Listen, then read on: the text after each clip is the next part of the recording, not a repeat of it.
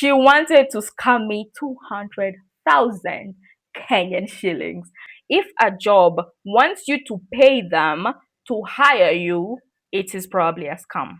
This is so embarrassing. When a woman starts spinning her web, even a spider sits down and takes note. That the best friend I found her with, we tested, is the one who was pregnant. Na yeye ndo alimpea urine sample. Hi guys, my name is Debbie, a girl with a wireless microphone and way too many opinions for her own good. Welcome to episode 2 of Dust is Constant, the series where we talk about moments when life dusted you. Because one thing about life, the dust is constant. And by dust, I mean those moments in relationships, friendships, business, and even the corporate world where things didn't go your way. And boy, is it hot today. I pulled 5 stories from Reddit, and let me just tell you, people are really going through it. And I know you're gonna love this one. You're gonna love this one. And yes, if you have a story to share that you'd like to send in, you can do that on either my Instagram or my email, and we're gonna share it with others and give our little 2 cents. Without further ado, let's get straight into it. The title to this one reads, Am I the asshole for feeling trapped in my relationship because of black tax? It reads, Black tax has put a real strain on my relationship, creating a financial gap that's hard to ignore. My boyfriend isn't just paying his own bills, he's covering his younger brother's school fees and helping rebuild his parents' home and so many other things. I completely understand and I've contributed to my family before too, but I never expected how much this will change things between us. To ease the pressure, I suggested we cut back on outings, not cut them out entirely, but that's exactly what happened. When I offer to pay, he gets uncomfortable. When I travel or do fun things alone, it turns into an issue. Now I find myself telling little white lies about my whereabouts just to avoid unnecessary tension. And honestly, will it stop with his little brother because there's always something he's paying for? The situation is also bringing back childhood memories. My dad was always financially supporting his extended family, while my mom, who was financially stable, I'm guessing it's because she was more privileged, took care of us. It created so much tension that we had to enjoy life in secret just so my dad wouldn't get upset. Now, years later, I feel like I'm in the same situation, just in a different chapter. I love my boyfriend and I know he didn't choose this burden, but I really want out. That's a lot. That's a lot. That's quite a lot. And I'm going to say it is quite unfortunate that most African men cannot simply enjoy their success with like their immediate family. I'm talking about like maybe the parents and now the children and the wife. Many of them end up having to pay for the expenses of the entire village. My cousins and I laugh about the fact that in our culture, when one person makes it, everyone has made it because that one person who has made it will somehow become responsible for the other people who haven't made it yet. And I honestly, to the very core of my being, I hate that so much. And I genuinely do understand her frustration because I have been around this firsthand. And it's like you can't even do the smallest things because they're going to turn into a whole issue. And you also can't voice it out because they're going to term you as the bad girlfriend or the one who's making the son, and the brother or the one who was helping them not help them out. And it's a very interesting situation to witness, both firsthand and also like from the outside. But I see here, since it's a boyfriend, I feel like this is a conversation you can have with like the boyfriend and be like, okay, how about we break these bills down, like this is for charity or this is for family, so you have like an account where all the money, like where you put money to do all of these things, like paying for the small brother's tuition fee, fixing houses, giving here and there, and then you have a separate account where it's now for you too. I genuinely believe that that might help or it might work, but only if the man is actually willing to listen. Because one thing we've seen about our African men is that they don't like listening. They do not like listening. They do not like being advised, especially when it comes to finances. I don't know. They feel. I don't know whether they feel like you're undermining the intelligence of what, but they become so defensive when it gets to like things like finances, and that is very unfortunate. Another thing I say is, you said you love him and that you know he did not choose this burden, but you really want out. Honestly, that's very understandable. Like, wanting better for yourself is very understandable, although it might be hard because you're gonna live like, oh, he's gonna think I was selfish, or he's gonna think I was there for just for the money. But it's like, sir, I'm not even enjoying this money you're saying I was there for. That was uncalled for. I genuinely do sympathize with you, and this goes back to what I said in my in episode one of That Is Constant. Sometimes I really do wish that Africans were a bit more like the whites when it came to relationships and the sort, because when it also comes into to finances in white household, they focus it on themselves, and then if they do extend it out, it's literally to the extended family. And I know a lot might not agree with this take, but I genuinely feel like your parents and their siblings and all that, they had the opportunity to build their own life, to build their own thing, to take care of their own family, of their own lives.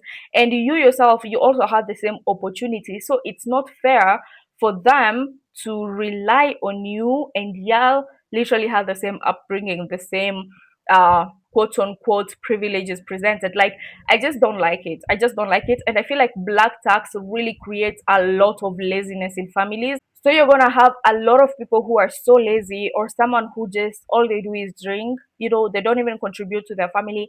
So whenever you give them this money, they're not even doing anything constructive with it. They're just gonna spend it and waste it, and then they're gonna come back again to ask for more. Like, bro. And that is one of the main reasons why I genuinely, to the core of my being, hate black tax. And it's something I've been vocal about in my family. I let them know this is something I will not be participating in, unfortunately for you, but fortunately for me, because honestly, I don't like it. It's not fair for a child to have to take up the responsibilities of their parents. But in this context, the man is old enough, but it still stands. It still stands. So yeah, this one is kind of hard, but I will definitely just ask my friend, if it was my friend, talk about it to him, see if this is something like you can do two different accounts about. And if he's still iffy or it doesn't work out, then I'd suggest to leaving, because you said boyfriend, so I guess you're not married, yes. Because if it is like this now, trust me, it's only gonna get worse. It's only gonna get more frustrating. And if at some point he's not like able to help out his family the way he used to, they're gonna blame it all on you. They're gonna say you do not want your boyfriend to help, your husband to help them. Trust me, this our African aunties and uncles, we should act like them. We should be as selfish as they are, and that's my sweet little take. Next story. This one is titled Nairobi Conman, and it reads: Somebody very trusted to me sent me a message to apply for a job at a prestigious institution in Nairobi. I didn't apply. 2 days later, they asked if I applied for the job. So I sent my application letter and resume and asked them to follow up. The other day, I received a call from the number that was indicated in the initial message, a vacancy. The guy, on the other hand, informed me that I was their second best candidate and I would be considered for the position. Reason being, the first candidate had started an obnoxious salary expectation. He asked about my salary expectations, and I said for a start, we could do a particular amount. My guy says that they are paying 25,000 less than what I had stated, and asked if it was an amount I was willing to take. After a little back and forth, I agreed on conditions that there would be salary increment as time went by. But here was the catch. I was supposed to buy mbuzi. Oh no, to secure the position. This is a song I heard a lot about years ago when I finished uni and was a full-time tamaka. I lost lots of money those days in the name of job seeking, but I danced in his to his tune. So I asked how much is the mbuzi, and my guy says we are five of us, so 10K for each person will be okay. I said cool, that's fair enough if I am guaranteed to secure the job. I tell him I will get back in 10 minutes. So I called my dad, as expected, to talk about it, and we look into the story and the loopholes. We found out, like many other con men, he sounded like an amateur. He had insisted that I send the money ASAP after our call. I had asked what his role in the job placement was, and he said that he was an assistant HR. I wondered why the HR wouldn't call me directly. Good point. He also kept calling and asking me, "Kwani stumi pesa?" Being that I was the one in need for the job, shouldn't I have been the one worried about buying the opportunity later? The pay was really good, not gonna lie, and I was almost giving this person a benefit of doubt. Thank God I called my dad because I will probably be floating in the ocean right now if I lost 50K. I later on called the institution's phone number and inquired if they were hiring, and they said no, shaking my head. Have you been duped before while desperately looking for a job?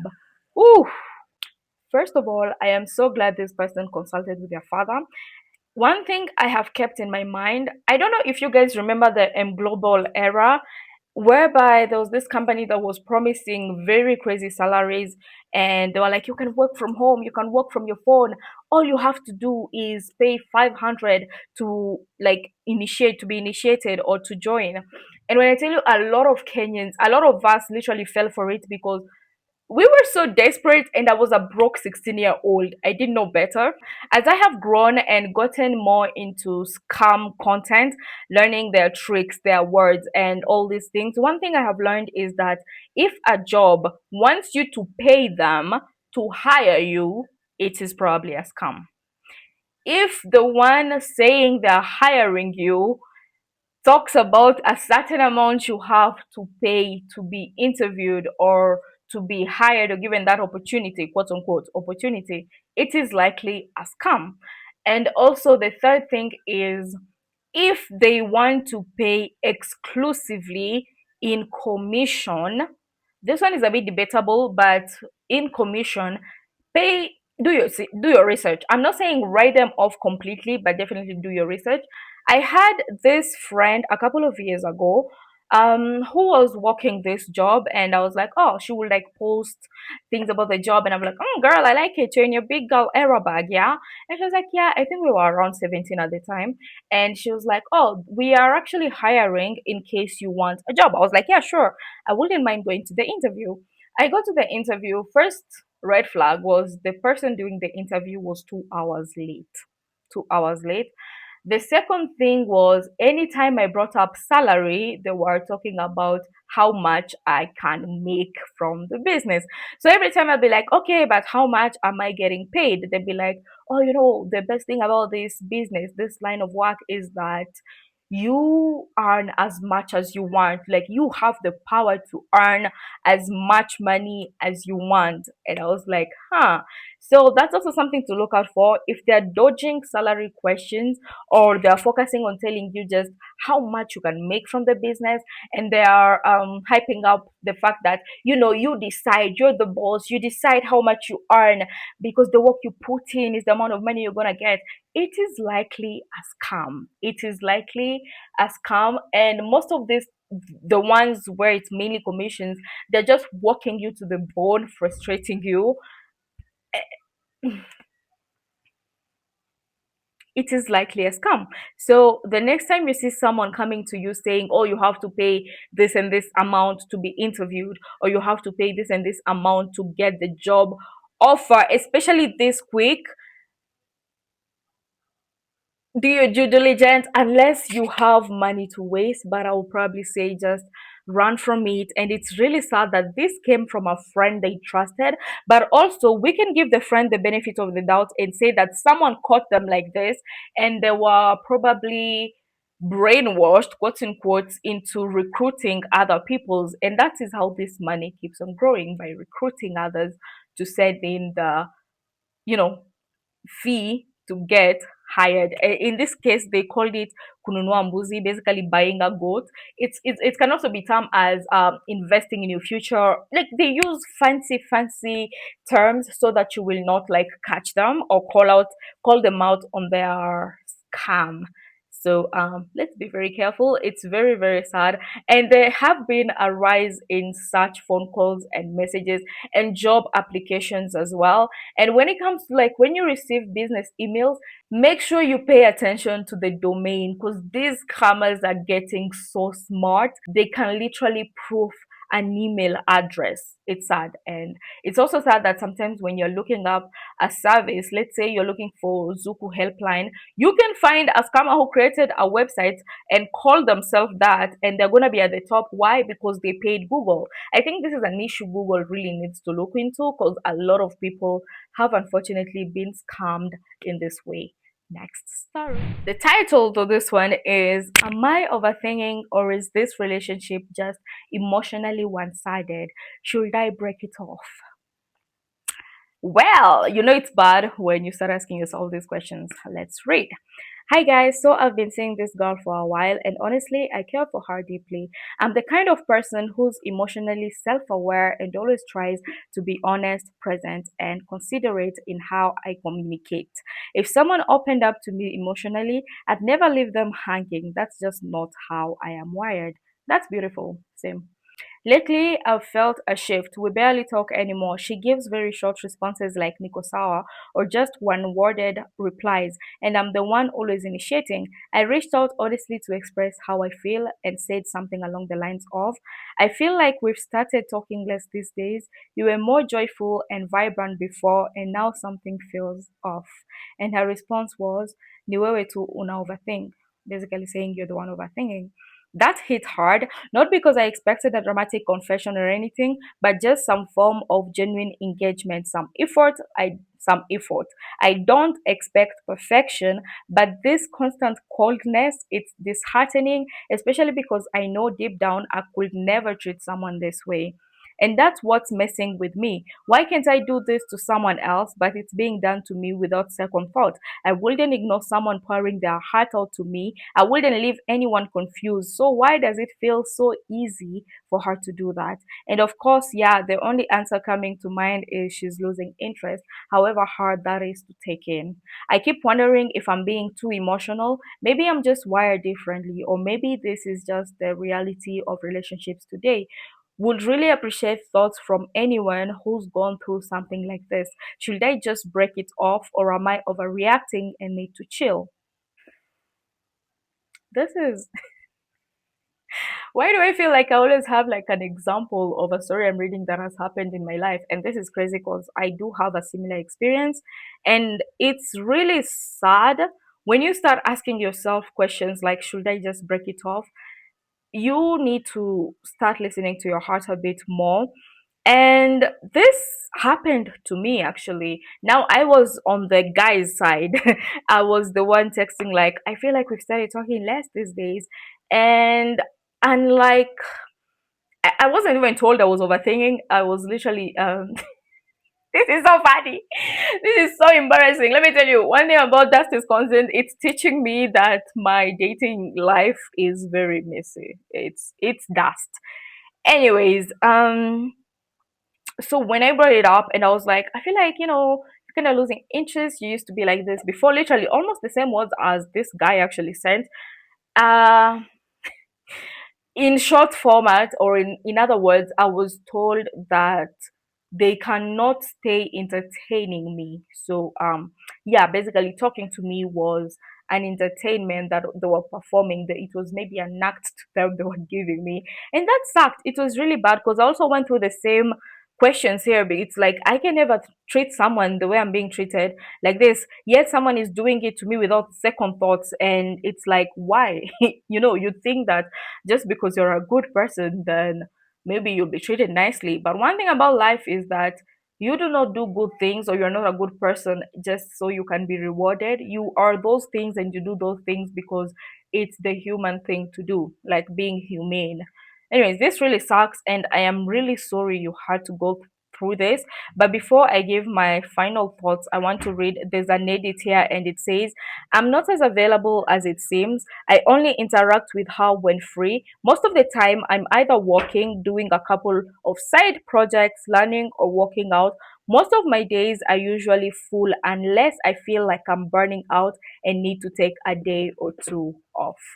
Edit kind of gives us a bit more insight. Um, but I still have a question. Are these things true to you, or did she gaslight you into believing that? Because me, I was also told that I am quite active on Instagram. I was told that I post everything, so there's no need for them to talk to me if they've already seen everything I'm doing. And I was like, yo, for a moment, I kind of believed it, but then I took a step back. I was like, no, I do not post as much as you are trying to say I do. And even if that was the case, just say you don't want to talk to me, you know. Anyways, this is sad. If you're not as available as it seems, you only interact with her when free. This is very interesting, but I still feel like it wasn't a conductive conversation. It was more of like, oh, this is what I've been feeling. And it's like, oh yeah, well, you're not as available as you're supposed to be. This sucks. I want to read the very top comment, which says, you know, it's time when you ask yourself these questions. Very true. Another one said, bro, that girl is dating. Bro, that girl is dating. In parentheses, not you. You're simming and annoying. The girl is not into you. No matter how much you try, it'll get worse. Good luck getting hurt. And he replied, thanks. I think I needed to hear it hard. That's so sad. That's so sad. Another one says, you're not overthinking. It's true. She's falling out. Just break it off if that's not what you want to go through the entire time you'll be with her. Because I assure you, it's going to be even worse if you guys continue dating. I feel like, yeah, that's very true. It's going to be worse if they do continue dating. One said, I've dated women I love and I've dated women who love me, and I'll always go for a woman who loves me. I love her right back. And a woman in love with you, utajua too. That's also very true. And one thing that I also kind of learned from that entire situation was the fact that as a lady, when a man is first interested in you versus when you are first interested in a man, there will be a shift and a difference in how they treat you.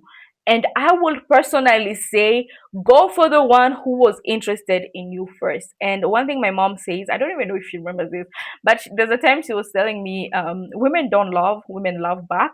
So um, do with that as you please. This is a sad situation, but I see it was posted a while back. So I hope you're feeling a bit better and you were able to come to a decision that gave you a little bit of peace.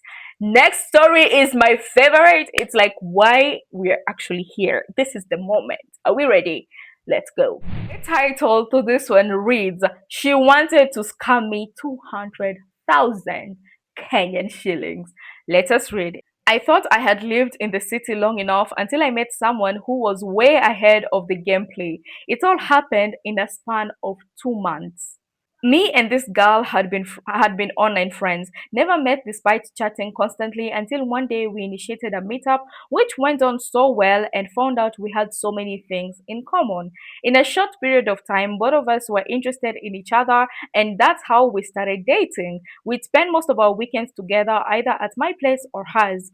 Around that time, I secured another job with a bigger organization, and I couldn't hesitate singing the offer letter and being part of them. Due that paycheck was so handsome. Ooh, nice. The issue was the offices were quite a distance from my home, but close to hers. I started planning how I'll relocate. And as I was house hunting, she initiated, instead of going home kila siku, I can be spending nights kwake, then weekends tunaenda kwangu. Okay. A supportive partner she was, right? Let's talk about her food. This girl had me on chokehold. Juu akiingia kitchen akiwa amevaa tu t-shirt yangu, she'd come up with masterclass recipes. Daily, I was being fed ni kama niko five-star hotel, an appetizer, main meal, and fruit platter kila siku. Even I don't know how to read that word. Even Reese Squad couldn't have saved me from her, even if they launched a rescue mission. First of all, three-course meal every day. Damn! I love to cook, but I don't think I can do that every day. Three-course, yeah. Okay, let's proceed. One fine evening, I left work and directly went to her place. I had just been paid hiyo siku, so I had the payslip kwa bag ya kazi. Out of nowhere, nikitoanisha vitu. Sorry, Swahili is a bit hard for me to read, but I do understand it. Out of nowhere, nikitoanisha vitu, the paper fell down and akiichukua, she took a look at it. She was shocked to see how much I earned. Didn't realize that when I had set myself up to get cooked. Demands ziliongezeka instantly. I'd received numerous phone calls, mara gas imeisha, mara shopping, etc. Which I used to send juu enyewe ni kama tunaishi pamoja. A month or so down the line, she called me nikiwa job crying and said, babe, I'm pregnant. I got mixed reaction juu I wasn't ready for a kid. But sasa si makosa imefanyika, hakuna otherwise. I told her ni come tuongee jioni. I got home jioni and had a very broad conversation, and we all agreed we should look for a bigger house, two-bedroom, and move in together. The following day, I called my homeboy and told him about it, but he was like, that was fast. Are you sure? Have you checked? I got an idea juu wenyewe hatukuwa tumepima, labda ni prank. I called my girl and told her nakuja tupime, which she fully agreed. I passed by the pharmacy hiyo jioni and bought the most expensive kit just to make sure it was 100% accurate. When I got home, she was with her best friend. I handed her over the kit na akaenda washroom and came with urine sample. She came back na tukaweka and it came positive. Her best friend congratulated me for being such a gentleman and sasa hapa nikajua mimi na uzazi tuko hivi. First of all, I feel like I know where this is going. She'd call me nikiwa kazi and be like, babe, mtoto ana crave kukula cake na chocolate. Mbio mbio na order and have them delivered bana. We went ahead to make more plans and the budget came around 200,000. She needed pesa ya shopping, vitu za mtoto, utensils and other necessities ndio tujipange mapema. Honestly, I was willing to give and I wanted to transfer the same week, but out of nowhere something came up to my mind and I decided to call one of her friends to update her.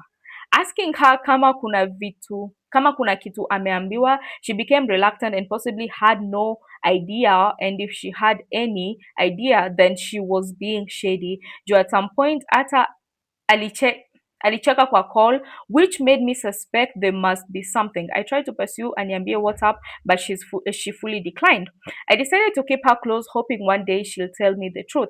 And that same week, she opened up and told me she's not pregnant. I was left wondering how comes and tulipima, and that's when she told me that the best friend I found her with time we tested is the one who was pregnant na yeye ndo alimpea urine sample, and that's why I found her there. The plan was to tell me I'm a miscarriage after I may secure 200k. What? Okay. That was a well calculated move. Even SEAL Team 6 hawangepata such an idea. Fact. What shocked me even more is finding out ata jina namjua sio her original name. I used to know her self-given name. Oh my, this is crazy. Hey, I took a long breath. I called my homeboy and told him all this. Kwa zile 200k nikachoma 15k and decided wacha maboys wakule nyama hiyo siku na mzinga juu zingekunywa maji zote. Fact. I ended the relationship with no message, no calls or anything. I just disappeared and luckily I found a house the same week and relocated. She tried calling me uncountable times but I wasn't answering any. Tried sending multiple messages and also didn't answer. Nairobi.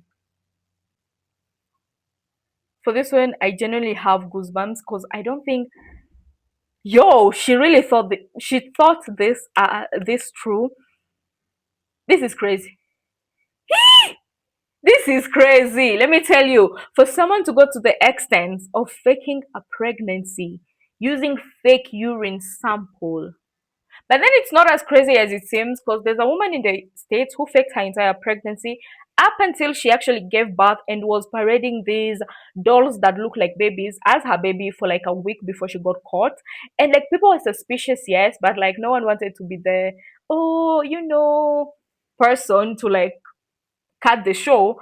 This is crazy. The top comment says, when a woman starts spinning her web, even a spider sits down and takes note.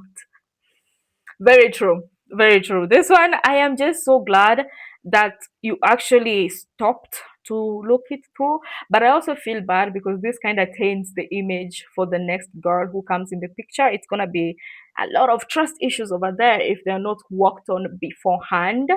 Yeah, yeah.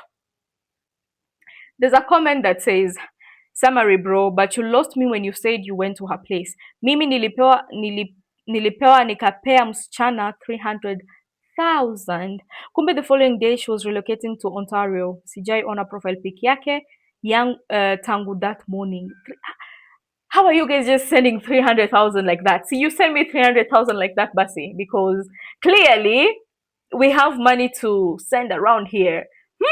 I'll even settle for the 200K at this point because damn, this is crazy. I am very interested in hearing whether you, as a lady, has ever thought of doing this to a man, like faking a pregnancy for various reasons. I will accept reasons, and men who you had someone do this to you or someone do this to someone you were close with. This, I am very speechless.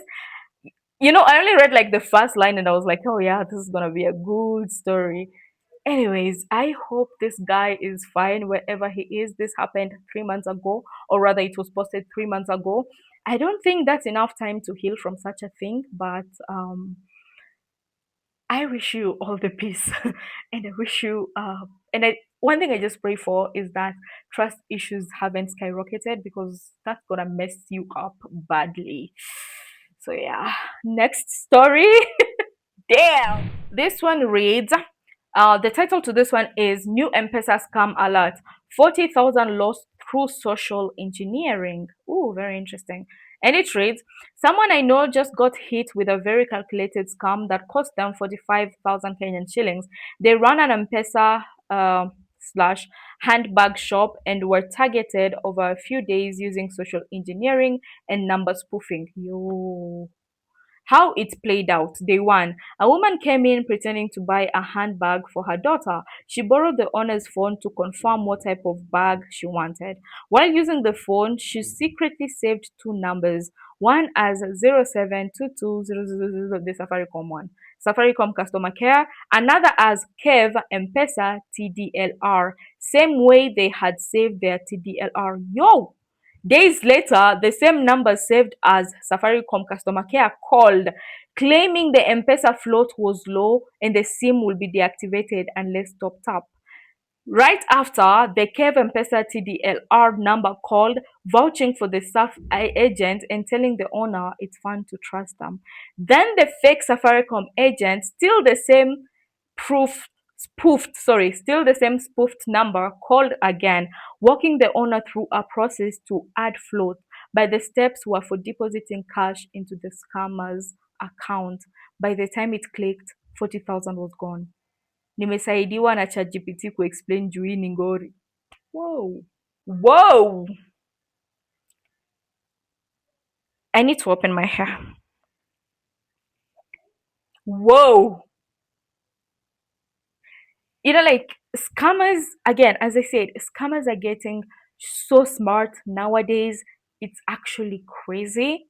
And just for the sake of it, if you ever get like a call from a scammer, keep them on the line for as long as you possibly can, because that way you're wasting, number one, their credit, number two, their time, number three, you might be saving someone who was next in line.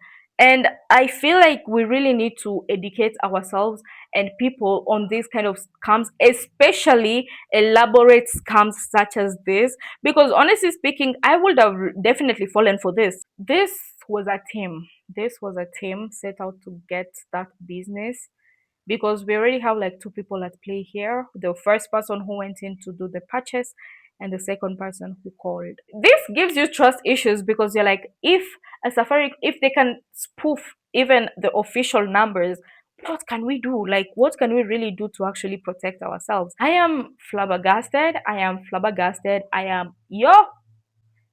Top comment says, that's unfortunate. Not the first time I'm reading about the Safaricom customer service scam. Yani, there are people who wake up each morning to plot how they're going to steal from or slash cause harm to others. Don't give strangers your phone. Yeah, don't do that. Like, when I'm in town, I don't care. if it's a toddler crying that they want to call someone, I literally don't. And I know it can seem rude, but there are a lot of ways this scams work. And there's this one where when you do give them your phone to like call someone, they save or they call another number, and then they're gonna start shouting that someone has stolen their phone, and then they're gonna ask them, okay, can you call your phone? Now this is the guy they're like colluding with. They're gonna be like, yeah, can you call your number? And then they're gonna call that number they have saved on your phone as their phone, and that is how they're gonna say, oh, you stole somebody's phone, but all you were trying to do was be a good Samaritan. Honey, just no matter what, no matter what, do not give strangers your phone. I am sorry, do not give strangers your phone. There's a comment that has explained that's the Safaricom number, yes. However, in OP's case, the person took the phone and went to a contact, or like rather saved the scammer's number and saved the Safaricom number as the contact. So when you call, it will show you the Safaricom number because that is what it is saved in as contact. So it wasn't even spoofed. This is levels. This is levels. I am here. Interesting. I cannot. Finally, we have made it to the very last story of this episode. Let us get to it. The title to this one is 50-50 Relationships, and it reads, I was having a conversation at the office and realized sorry. I was having a conversation at the office and realized that most women don't want to outspend men in relationships. Basically, they want to put in the minimum dollar. I think in the modern world, each person should just give 100% of what they can, not necessarily 50-50. Where I work, women earn more than men by up to 25%. I know they also earn more than their partners, meaning they are keeping lots for themselves. To me, that's being selfish. And to what end? Some say women offer more than just money. That conversation flies because of kids. What of childless relationship? Plus, I am accustomed to doing my own things, house chores, etc. So I need more than just a housekeeping partner. In most traditional African setups, they were there were no housewives. Women worked, albeit more than men. Only nursing mothers stayed at home. So it's not a new thing for women to work and to contribute to the quality of life in a household. I'm gonna hold your hand and ask you what his name is. What is his name? What has he told you? What has he promised you? This reminds me of how people misinterpret what feminism is all about. People think that feminism is women hating men, and that's very, I think that's a fallacy. The best way to put it is a fallacy. Feminism is all about equality. Like, pay me the same way you would pay a man for this amount of work. Treat me the same way you will treat a man. Respect me with the same respect you'll show a man. All these things. That is what this post reminds me of. And I don't have much to say, but I just want to read the first comment before we even say anything. OP, you might be willing to share the housework, but truth is, a lot of men aren't, or they say they are, but they just don't do it. The other day, someone else on here said, what's the point in having a woman if she doesn't cook and clean? Now, do you think that guy will find a woman willing to share bills equitably, equitably? Yeah, English. Anyways, second issue is, if she's paying equally or more, you can turn around and demand submission, which some people do. Submission is very important to some Kenyan men, but why should my partner make all the decisions if I'm funding those decisions too? Good one. Um, Egalitarian relationships are great in my opinion, but they have to be egalitarian all the way through, not picking and choosing what suits you, then defaulting to tried settings for what doesn't. That's a really good point. That's a really good point. It's either you're like going in one way or you're going into the other, but don't go in one way and pick from the other when things stop like going the way they were. Um, Someone replied to that saying, well said. Also consider that most women won't do 50-50 simply because, and I hate to admit it, they are this one. It's like I kind of see what she's trying to say, but I also kind of see it as it's something you would say when you are trying to appease the male gaze, when you are trying to appease a guy you liked and you had them say something similar. And I know this might come off as offensive to others, but this gives me pick me vibes.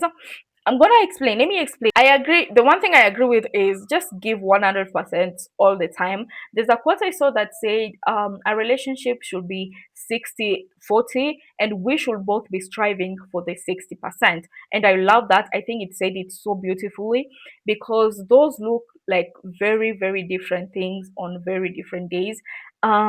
Here, I think it's more about the bills. Yeah, this is more about the bills, but what we fail to see or to understand sometimes is the fact that a house is not just limited to bills. A house is not just limited to bill, especially if it's a family with children. Before we even get to children, there is still the house. There is still the daily running operations of the house. Now, let's say me, Deborah, I am married to a man and we are doing bills 50-50, which is something I will never do in my entire life. We're splitting the bills 50-50, and I am still expected to cook. I am still expected to accept my husband's decisions, like the comment said. I am still expected to take care of the house while I am also paying 50-50 of the bills. That doesn't make sense to me. That is not equality anymore. And I think in relationships, what works more is equity rather than equality. Because let's say you're saying like you are splitting the bills 50-50. Let's say I, Deborah, I am earning, let's say, 50,000 per month. My husband is earning, let's say, 100,000 per month. I know these numbers are very low. I am not speaking this to existence. It's just an example in Jesus' name. Amen. So like saying that we are doing bills 50-50, that means we write down all the bills of the house and we split them in the middle. At the end of the day, it might come out to 50,000 from each partner for it to be 100%. I'm gonna put in my 50,000 from the salary I got. He's gonna put in his 50,000 from his salary, but he's still gonna have 50,000 on top of that. That is no longer 50-50. That is, while if we're looking at it like from an equity perspective, it would be like whoever earns more will take like a much bigger percentage of the bills. Like let's say they'll take maybe 70% of the bills, and then you cater to the one who makes less caters to the 30%. And I know you might come for me in the comments when I said I'm not gonna do this 50-50 thing. I am very much aware that being a stay-at-home wife to a successful husband, or being a stay-at-home wife doesn't just come like that.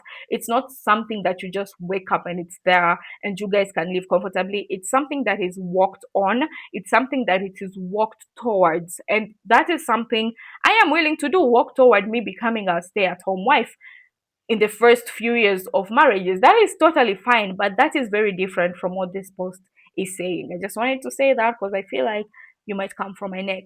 This post is filled with a lot of fallacies, is what I can say. It is filled with a lot of fallacies, and it is only bringing it down to the bills, not everything else that is involved in making a relationship work when people live together. And I don't think that is fair at all.